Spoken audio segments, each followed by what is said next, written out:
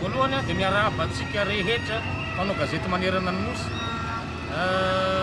Androany tokoa ny andro natokana ho antsika, samy manana ny hetsika ataony daholo ny isam-paritra, fa voatendry aloha zany tamin'ity taona ity fa any Morondava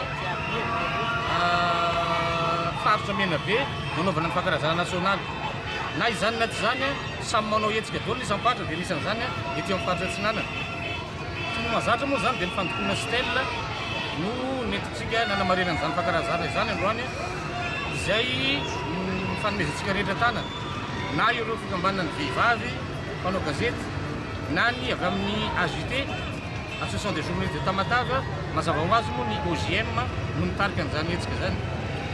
Aorinan'izao dia hisy ny fiaraha-misakafo kely anaovana loham-bary an-dasy, entina anaovana ny fanakianana sy ny sosikevitra avy amin'ny kambana rehetrarehetra hoe inona no entintsika hanatsarana ny asa fanaovan-gazety. Dia izay zany no entintsika mankalaza anazy eto amin'ny faritra Atsinanana.